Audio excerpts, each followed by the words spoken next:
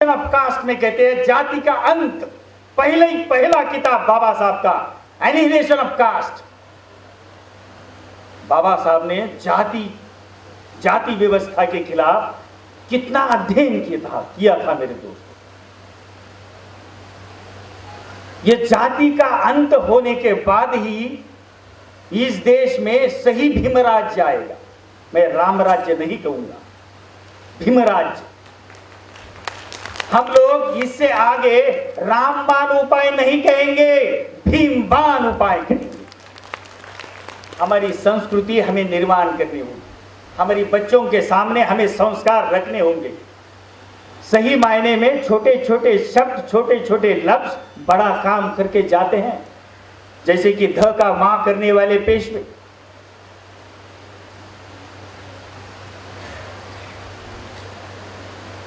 Continue करना।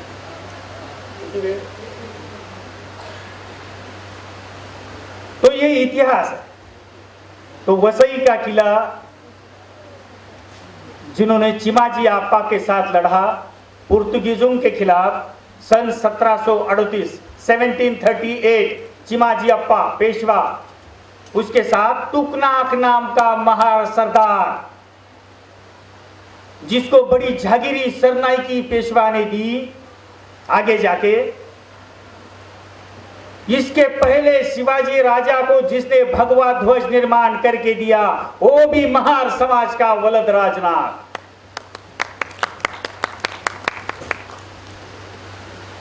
कितना बड़ा इतिहास है।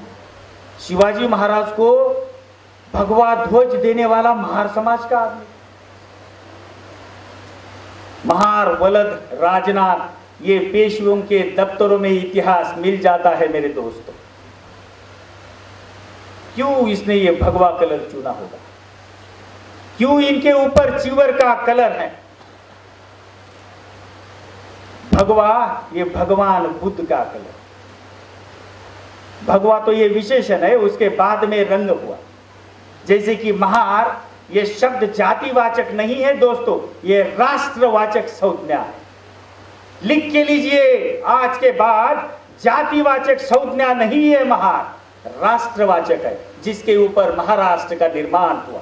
महाराष्ट्र ये आखिरी राष्ट्र है महारों का, इसके ऊपर बड़ा अध्ययन होना जरूरी है। मुझे शैक्षणिक विद्यापीठों को रिक्वेस्ट करनी होगी कि अभी उन्होंने ये काम थीसिस के तौर पर अपने स्कॉलर्स को देना होगा।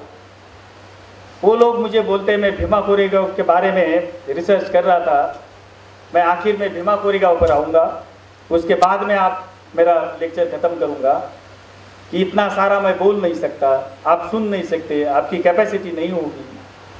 आपको ऑर्केस्ट्रा भी बड़ा मनोरंजक है।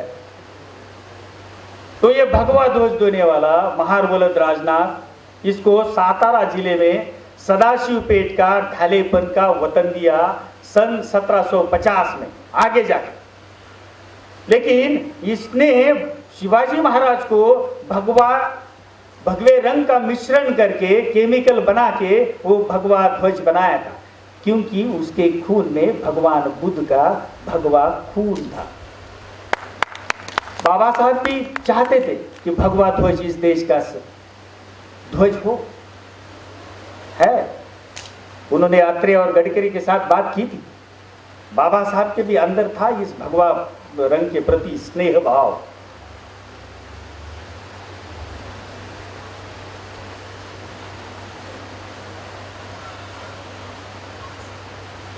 तो दोस्तों, I will take your 10 minutes and I will finish. तो ये सारा इतिहास देखने के बाद महात्मा ज्योतिबा फुले का मैंने जिक्र किया। उन्होंने बहुत बड़ा काम किया बाबा साहब के पहले, और उन्होंने सत्यशोधक समाज की स्थापना की। ब्राह्मणेतर के संघर्ष के बारे में सही मायने में महात्मा ज्योतिबा फुले ने इस देश के किसानों के ऊपर जो काम किया, अस्पृश्यों के प्रति जो काम किया, दलितों की बच्चियों के लिए पहला स्कूल 1848 में महात्मा ज्योतिबा फुले ने अपने घर में चलाया। अपना पानी का हौद खुला किया, अपनी सावित्री माई को पढ़ाया लिखाया, उसके बाद में दलित बेटियों को सावित्री माई ने पढ़ाया। उस सावित्री माई ने दलितों को प्लेग के आउटब्रेक में प्लेग का विक्टिम पेशेंट पीठ पर लेकर बच्चे के अस्पताल गई, उसमें सावित्री माई का निधन हुआ। उस सावित्री माई को याद करना होगा। मुझे महिलाओं को बड़ी विनंती है कि सावित्री बाई मत कहलाइए, सावित्री माई कहलाइए। माता रमाई कहिए, माता भीमाई कहिए। तुम्हारे एक एक उच्चार का संस्करण आपके बच्चों पर होगा। तो महात्मा ज्योतिबा फुले की सत्यशोधक समाज की अवस्था क्या हुई हम लोग जानते हैं। वो सत्ता में आके सब कुछ भूल गए और सत्यशोधक समाज का जो हाल हुआ वो देश के सामने है। वो सत्ता में जाके बैठे।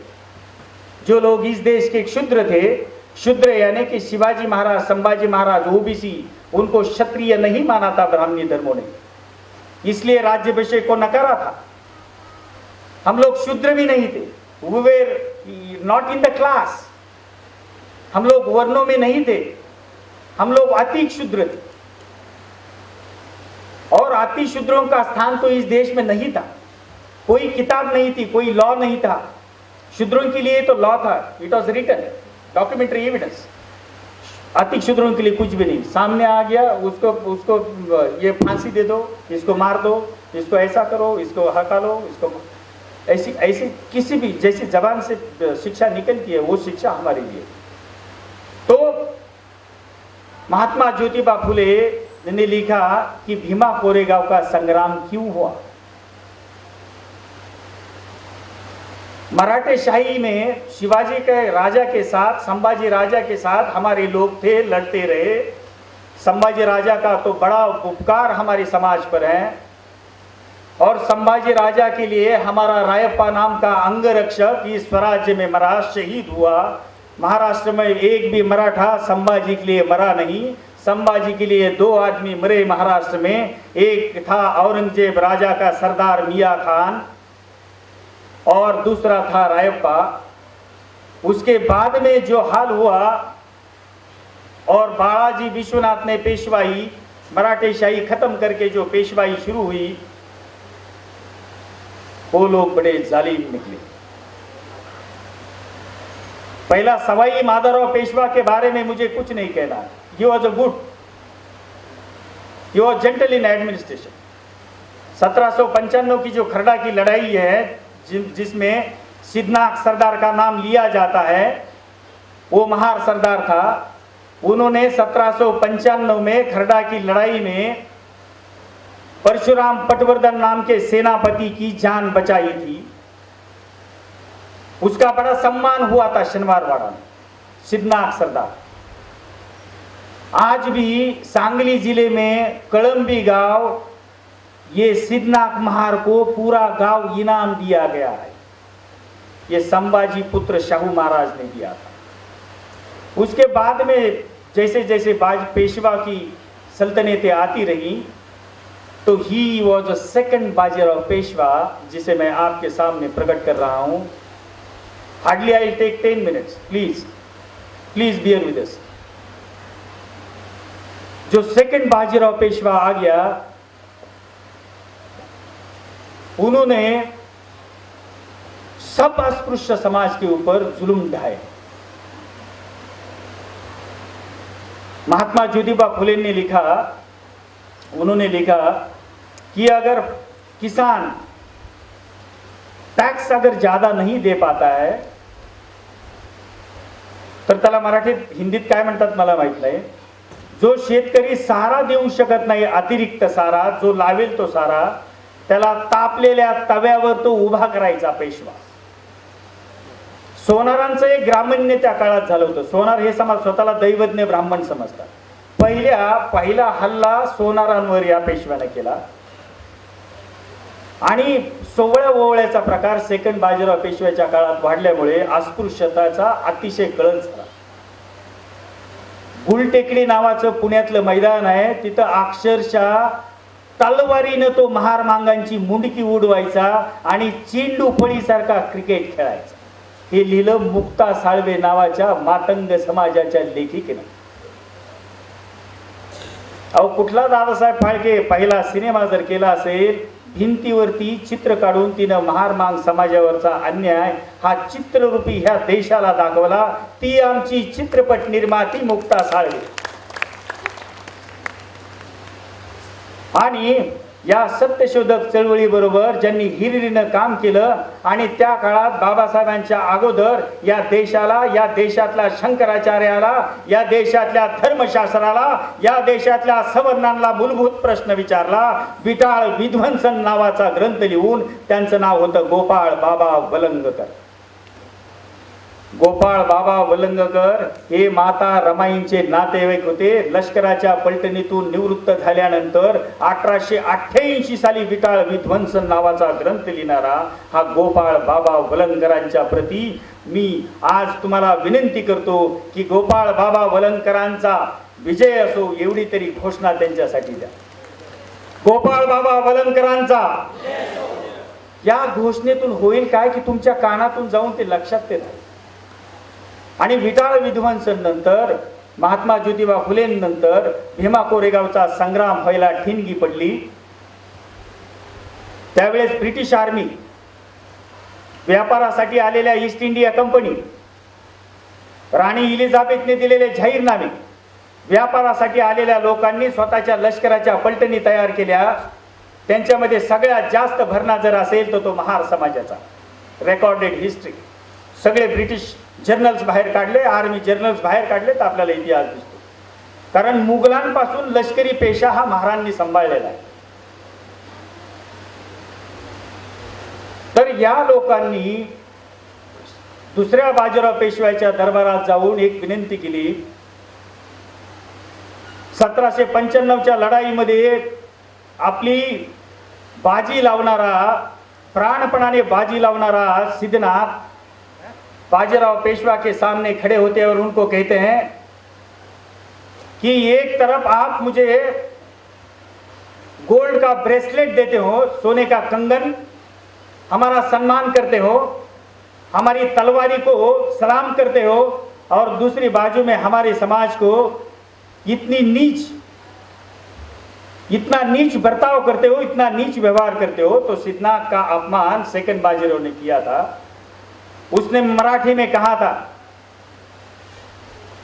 तुम्हा महारांना सुईच्या आग्रावर थरथरणाऱ्या कणा एवढे स्थान नाही. तुम्हाला मानपानाच्या बाता शोभणार नाही. धर्मानं जो आदेश दिला तो शिर सावंद मानून तुम्ही आमची सेवा करावी.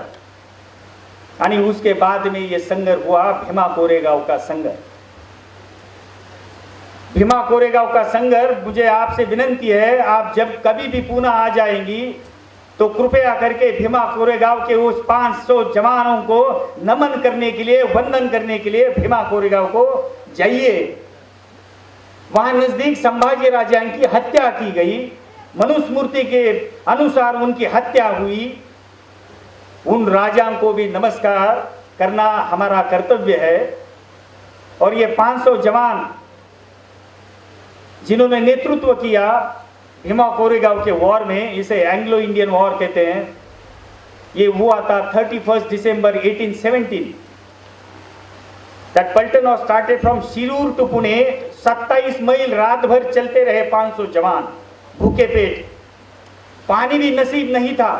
और 30,000 पेशवा के सामने उनकी मुलाकात हुई. British was 834. उसमें से 500 हमारे जवान हैं, 500 जवान, और 30,000 पेशवा है. कई किताबें 38,000 लिखी है. उनके जेम्स ग्रैंड डफ है, वैलेंटाइन ब्लैकर है, जिन्होंने उस जमाने में ब्रिटिश ईस्ट इंडिया कंपनी में काम किया था. He was a lieutenant colonel in East India Company. उनका बुक है वैलेंटाइन ब्लैकर का, भीमा कोरेगांव के वॉर के ऊपर. फॉरगॉटन हिस्ट्री वेबसाइट है. तो ये 500 लोग जवान किस हालत में लड़े उनके प्रति. 30,000 सैनिकों का सामना इन 500 लोगों ने कैसे किया.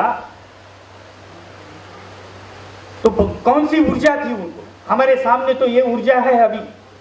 फुले शाहू अंबेडकर, फुले शाहू बाबा साहब, बहुत सारी ऊर्जा केंद्र हमारे सामने हैं. उनके सामने कौन से ऊर्जा केंद्र थे. ये 500 लोग अपना शूरत्व दिखाने के लिए, समाज को न्याय देने के लिए, इस देश का इतिहास निर्माण करने के लिए उन्होंने ब्रिटिशों का साथ देना चाहा, जबकि पेशवा ने जुल्म रोके नहीं।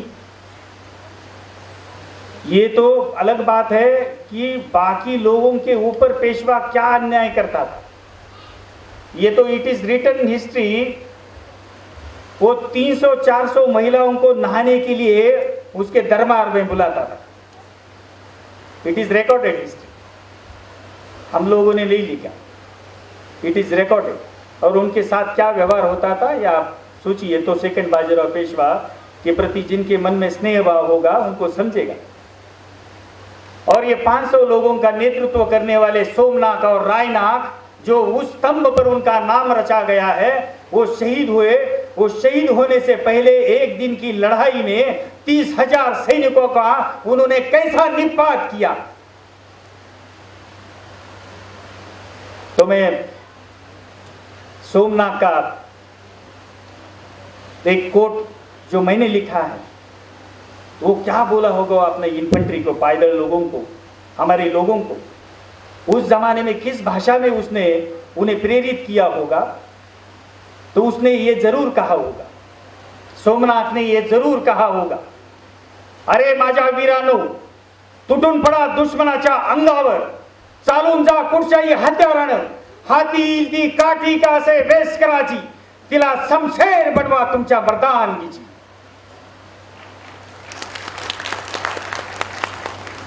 तुम्हाला वंशाची आण आहे माझ्या लेकांनो, आज गेली तर तुमची जान, इराला पेटून पेटवा तो शत्रुओं का त्याची मान।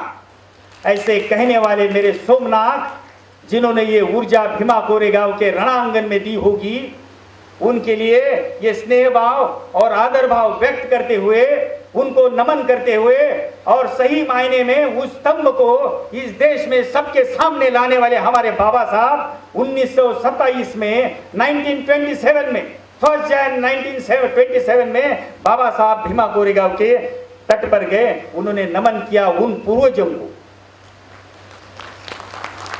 नतमस्तक हुए बाबा साहब। और हमको भीमा कोरेगांव इतिहास मालूम नहीं है, हमारे सिलेबस में नहीं, that is not in our syllabus. History के प्रोफेसर्स बोलते हैं वो सिलेबस में नहीं है। अरे गधो, तुम्हारे सिलेबस में बाबा साहब भी नहीं होगा। हमारे बहुत सारे हिस्ट्री के भी प्रोफेसर्स हैं, ये इतिहास सामने क्यों नहीं रखते पता नहीं। मैं तो एनिमल डॉक्टर हूं, मैं एनिमल की सर्जरी करता हूं, क्लास 1 ऑफिसर करके काम करता हूं, बड़ी जिम्मेदारी है। लेकिन मैं इतिहास हर रोज पढ़ता हूं, जानता हूं, जानना चाहता हूं कि मेरे पूर्वज कौन थे, मैं कहां से आ रहा। इसलिए बाबा साहब कहते हैं की आमच्या पूर्वजांनी मनगटाच्या जोरावर, समशेरीच्या तडाख्यांनी आपले शूरत्व रणांगणावर या अगोदर सिद्ध केलेल्या, आताच्या समाज जीवनात आपल्या बुद्धिवैभवानं हे समाज जीवन प्रकाशित करूया बाबासाहेब। आणि म्हणून बाबासाहेब नेहमी म्हणतात we are from the martial race. Babasaheb जानते थे। मला एक रेफरन्स परवा मिळाला की माता ज्या भीमाई आहेत, भीमाईंचे 6 चुलते लष्करामध्ये होते। म्हणजे बाबासाहेबांचे वडील मेजर सुभेदार होते, परंतु माता भीमाईंचे 6 चुलते लष्करामध्ये होते। आणि गोपाळ बाबा वलंकर सारखे आद्य समाज सुधारक, आद्य क्रांतिकारक, दलित हा शब्द वारंवार मी वापरत नाही आणि दलित हा शब्द वापरूही नाही, आपण बौद्ध आहोत का दलित आहोत, पण हा महार समाजाचा इतिहास लांछनास्पद नसून तो वैभवशाली आहे, तो गौरवशाली आहे, तो शूरांचा इतिहास आहे। आणि इतिहास आता आपल्याला वाचावा लागेल, समजावा लागेल, दुसऱ्याला सांगावं लागेल। आपल्या स्त्रीला, आपल्या घरातल्या महिलेला, माता भगिनीला आपल्या पूर्वजांचा इतिहास सांगावा लागेल। आपल्या माता भगिनीला तर सासू सासरे सुद्धा आवडेनासे झाले। ज्या घराण्याचं नाव घेऊन ती महिला त्या घरामध्ये येते, ती माता भगिनी त्या घरात आल्यानंतर सासू सासऱ्याचं सुद्धा ती करत नाही, ती पूर्वजांपर्यंत पोहोचेल का? एवढी त्या महिलेला मी माता भगिनीला पुन्हा एकदा विनंती करून, मला या आयोजकांनी स्पेशली दिवाल सरांनी दिल्लीमध्ये येण्याचं नियोजन विनंती केली, त्या विनंतीला मान देऊन मी काय फार मोठा नव्हतो, I am very small to express it, पण जो इतिहास मला ज्या कमी जास्त शब्दामध्ये तुमच्या पुढे मांडता आला आणि तुम्ही तो पचवला, सहन केला, चुकीचं त्याच्यात काही बोललेलं नाही, तुम्ही तपासा. परंतु आता इथून पुढे एक आपली नैतिक जिम्मेदारी आहे की आपण हा इतिहास वाचला पाहिजे, समजला पाहिजे आणि सगळ्यांच्या या बाबासाहेबांच्या प्रती, महापुरुषांच्या प्रती खऱ्या अर्थानं आदरांजली जर व्यक्त करायची असेल तर नुसत्या जयंतीमध्ये सेलिब्रेशन म्हणजे डोक्यावर बाबासाहेब घेऊन नाचण्यापेक्षा डोक्यात बाबासाहेब घेणं आता जरुरीचं आहे. एवढी विनंती करून दिवाल सर आणि ह्या दोन संस्थेला मी आभार व्यक्त करून पुढचे जे गायक आहेत त्यांचा आवाज मी सुरुवातीला ऐकला आणि मी थरथरलो. During my college days I was a singer, मैं येशुदास के गाने गाता था. मेरा फ्लैशबैक करके एक ऑटोबायोग्राफी है, it was published in 2013. Flashback करके एक मराठी बुक है मेरा छोटा, अगर आपको लेना हो तो bookganga.com पर जाइए, वहाँ पर मेरा बुक है, वो लीजिए, जान लीजिए और आपको सही मायने में शुभेच्छा देके बाबा साहब को नमन करके और भीमा कोरेगांव का वंदन करके भीमा कोरे